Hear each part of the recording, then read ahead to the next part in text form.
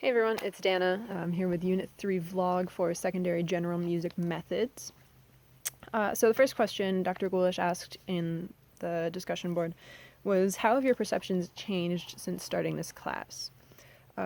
So I can't remember if this was talked about in the first lecture, but I definitely remember watching some videos and some vlogs from Unit 1 that talked about this also, that you guys talked about, is that we don't necessarily, especially at the secondary level, we don't necessarily think of ourselves as general music teachers. We usually think of ourselves and more enjoy the positions of like directing ensembles.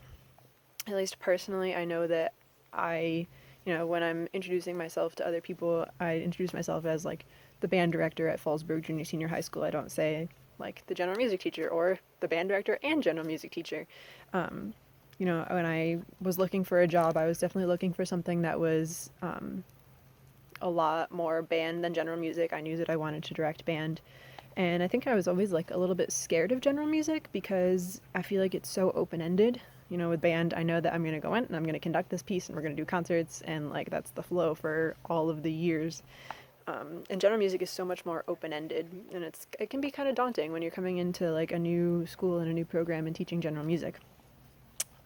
So basically, what I'm trying to say through all of this is that I feel more confident in myself, and I think I'm going to enjoy teaching general music much more with some of these ideas and these methods from the readings and the lectures and from listening to you guys.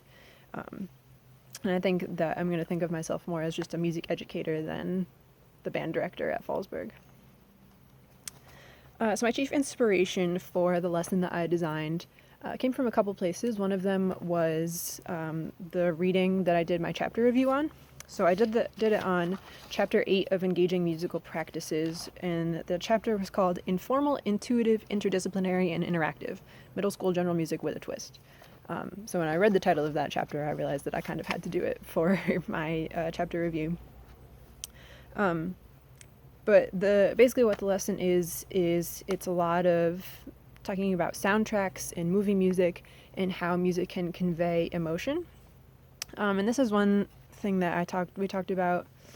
I forget which course it was in my undergrad. It might have been like music teaching and learning or principles of music ed.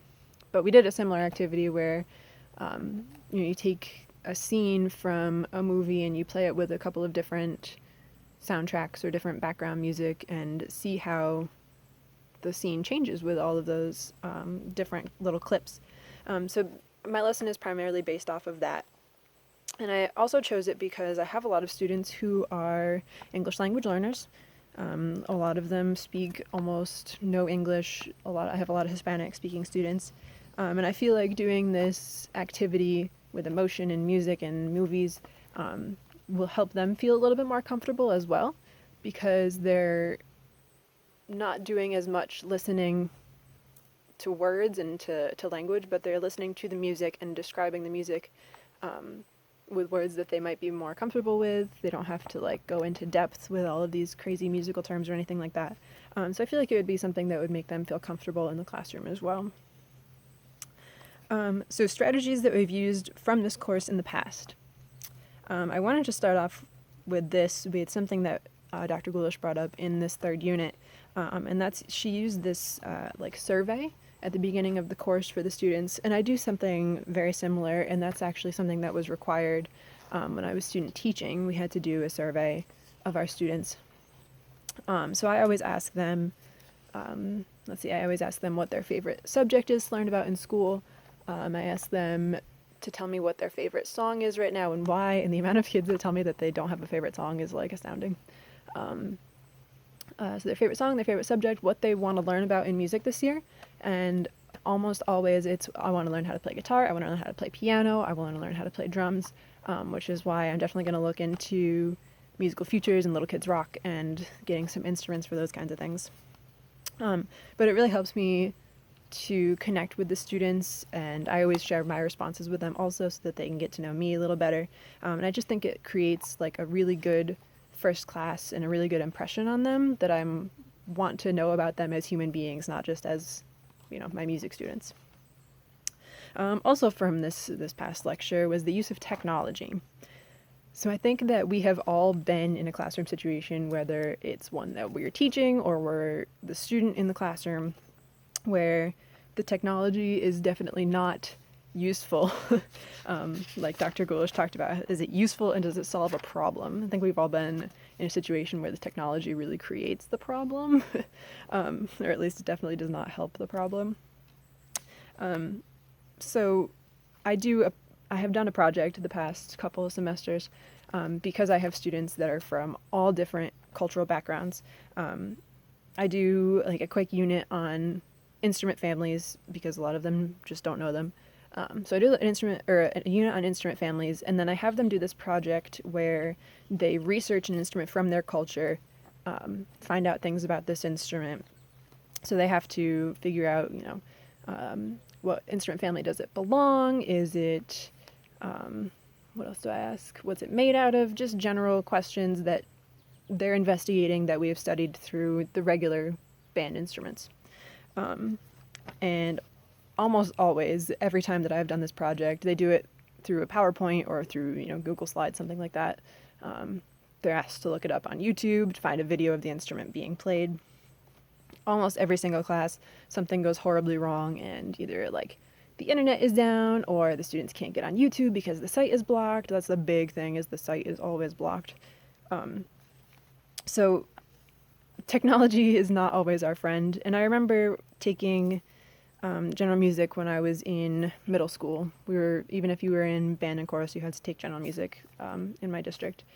And we would do a lot of things with like GarageBand. So we would create music with GarageBand, and I always found as the student that it wasn't that enjoyable, and I always wanted something else than the pre-recorded tracks.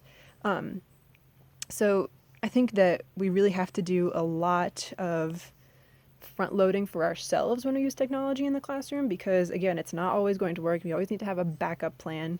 One day this past school year, we had these huge nor'easters, these huge storms, and one day the power was knocked out. So the following day, the network was still down, and everything that I had planned for my general music class was through Smart Notebook, and I couldn't even log on to my computer.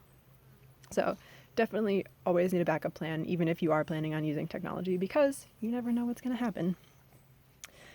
So my last point is that we've also talked about backwards design in this class, and if you were also in Dr. Renzoni's curriculum and assessment course, obviously we've been talking a lot about backwards design. And I mentioned this in my last video also, that I do try to start with that end goal when I'm planning lessons and units, and I kind of work a very scaled down version of the Understanding by Design template and all that kind of stuff. But I definitely start with my end goal and figure out where to go from there.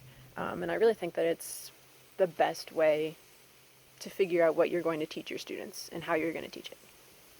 All right, so it was a little longer than my other vlogs, but I look forward to hearing your responses and listening to you guys, and I will see you soon.